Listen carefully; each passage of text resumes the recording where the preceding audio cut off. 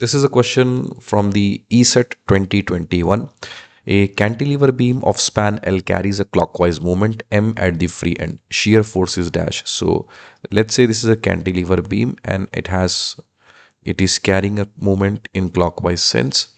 So now if you try to go for the equilibrium of forces in y direction, so that's r, let's call this as ra, this will be ray, and there is no vertical force, so ray would be straight away equal to 0, as the forces are not at all present in the y direction, that is active forces are not at all present.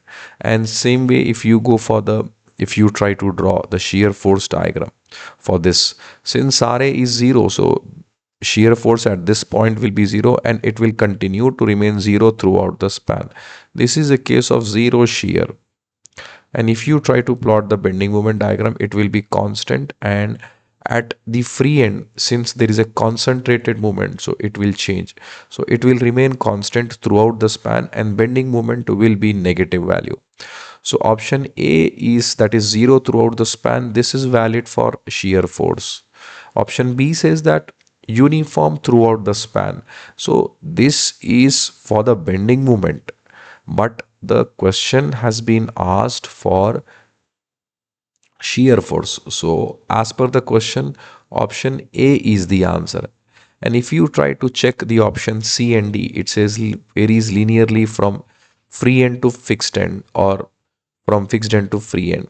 So that is the case when the cantilever beam is carrying the point load at the free end. So if it is carrying at the free end, the bending moment is 0 and maximum at the fixed end.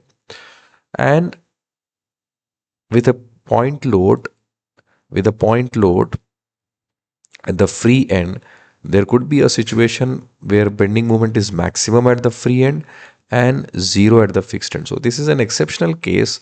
So until and unless you don't try to cancel out the loading, only then you may find it. So option C and option D are not giving us any clarity logically. Reason is that it should specify where exactly BM is maximum. So BM is maximum at the free end or the fixed end. That should be understood from either of the options. So it's difficult to choose whether option C or D is the answer. Okay, although our question has ended with option A only, but just to extend our discussion and learn more about the bending moment. Okay, so we have considered option C and D as well.